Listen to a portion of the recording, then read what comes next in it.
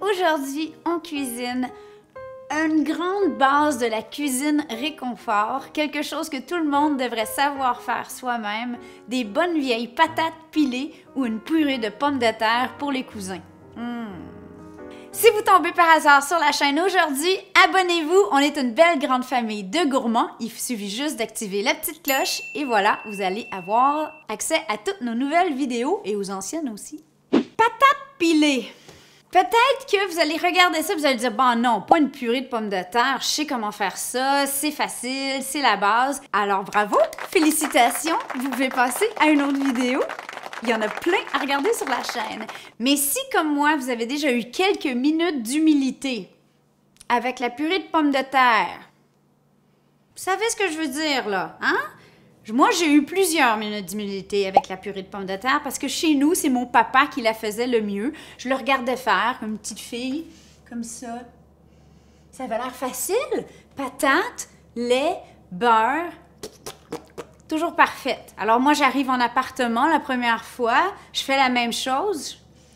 Il y a des morceaux, elle est super collante, on dirait de la colle. Après ça, j'en ai fait des fois qui c'était carrément une glu. Ah, c'est la mode, hein? J'ai fait de la glu avant même que la glu soit à la mode et avec des patates. Oui, oui, la glu patate. J'essaierai de le produire, je sais même pas comment j'ai fait. Alors voilà, si toi aussi ça t'est déjà arrivé, petit commentaire en dessous qu'on se sente plus normal tous ensemble. Trêve de blabla, alors c'est très simple évidemment, mais ça ne l'est pas autant qu'on pourrait penser. Première chose, et la plus importante, c'est le choix des pommes de terre. On a besoin d'une pomme de terre farineuse. Pour les gens du Québec, on parle de Yukon Gold, Russet. Les patates jaunes se travaillent bien aussi généralement. Pour les Européens, je ne connais pas le nom de vos pommes de terre, sont complètement différentes de celles qu'on trouve ici. Alors, pour le bien des autres amis dans la communauté, écrivez en dessous vos préférés pour votre purée. On a besoin ici d'environ 2 livres de pommes de terre qu'on n'a pas encore épluchées. Je vais les éplucher. Vous allez avoir besoin de beurre, d'herbes salées, du sel pour l'eau et du lait, tout simplement. Si vous ne pouvez pas prendre de lactose, il n'y a pas de souci, vous pouvez faire ça avec du bouillon aussi. Pas de problème. Première étape, on épluche les patates ou on appelle un de ses ados pour éplucher les patates. Malheureusement, les ados sont à l'école dans notre cas, alors je vais éplucher mes propres patates. Allez hop!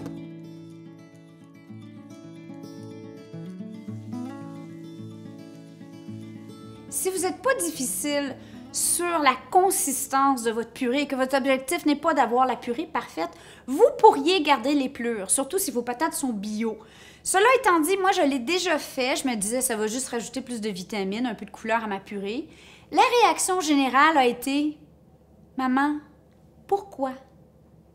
C'est quoi les morceaux dans ma purée? » C'est ça. Alors ça va aller au compost pour ce coup-là, ou on peut faire des chips. Une fois nos patates propres, on veut s'assurer qu'elles sont environ de la même grosseur. Moi, je préfère ne pas les couper en cubes. Je sais que ça cuit plus vite, je sais que ça va vous sauver du temps, mais je trouve qu'à ce moment-là, les pommes de terre absorbent trop d'eau. Il y a même des écoles de pensée qui disent de les faire cuire avec la pleure. Mais là, ça, c'est du temps pour enlever. Mais si vous êtes méticuleux, faites-les cuire avec la pleure. Vous allez remarquer que je les ai mis dans l'eau froide, très important, et avec une bonne quantité de sel dans l'eau.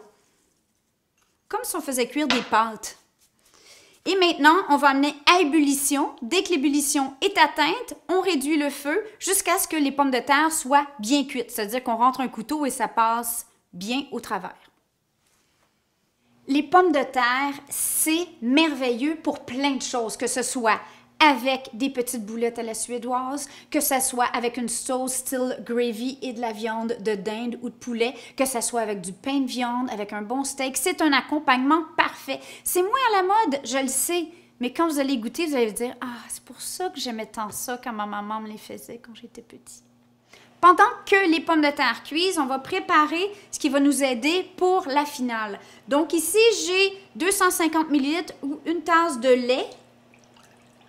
Ça pourrait être du bouillon si vous avez des problèmes avec du lactose ou encore du lait sans lactose, évidemment. Et là, pour le beurre, il y a 2 écoles de pensée. Il y a l'école de pensée du cardiologue qui dit très peu de beurre.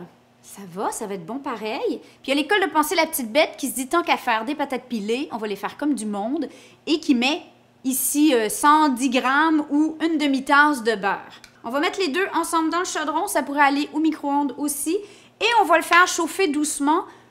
On veut pas que ça boue, on veut simplement que ce soit chaud.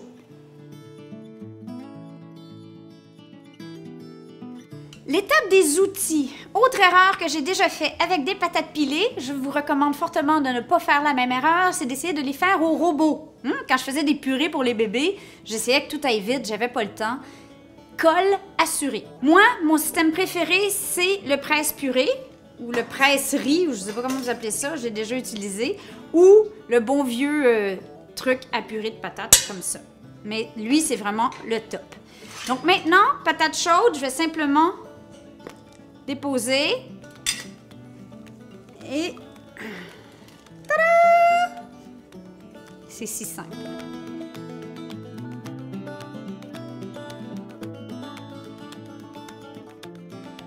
Là, on va y aller graduellement parce que dépendamment de la sorte de pomme de terre que vous avez, on veut surtout pas que ça soit trop liquide. Alors, on va y aller avec la moitié.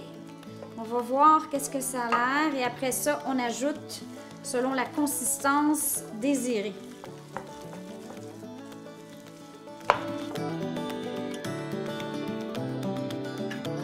Il me reste encore un peu de lait. C'est OK. Comme je vous dis, on ne veut pas avoir une soupe à la patate. C'est pas l'objectif. Un potage parmentier que vous allez pouvoir passer à vos invités. Et là, maintenant, on passe aux assaisonnements. Dans ma famille, il y a un must dans les patates pilées, c'est les herbes salées. Donc, si vous ne connaissez pas, la recette est ici. Pour nous, c'est vraiment, moi, des patates pilées sans herbes salées. Mais bon, j'en ai toujours. Alors voilà, je mets une bonne cuillerée d'herbes salées et on va commencer par ça pour y goûter. Alternative, si vous n'avez pas d'herbes salées, si vous aimez la truffe, sel à la truffe. Bon, évidemment, si vous avez un cousin qui vit dans le Piémont puis qui a un chien qui court la truffe, ben tant mieux pour vous. Mettez des vraies truffes dedans, là, ça va être fou. Mais bon, ça court pas les rues par chez nous. Autre option aussi, puis là, vous n'êtes pas obligé de le dire à vos enfants, mais moi, j'aime bien... là, la purée, elle est parfaite comme elle est là, très classique, mais ça m'arrive souvent de la mélanger avec d'autres légumes. Mes favoris, chou-fleur et topinambour. Les deux avec les pommes de terre ou séparément, mais c'est top, c'est vraiment bon. Le topinambour, particulièrement, un petit goût sucré, ça, j'adore.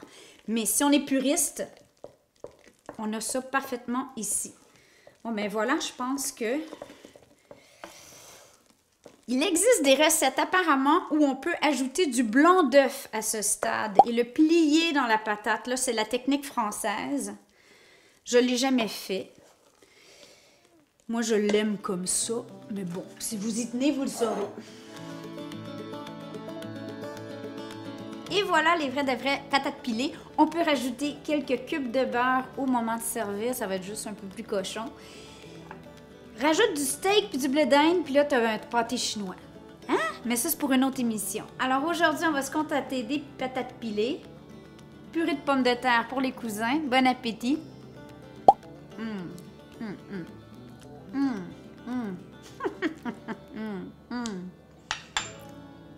Elles sont parfaites. À notre goût, évidemment.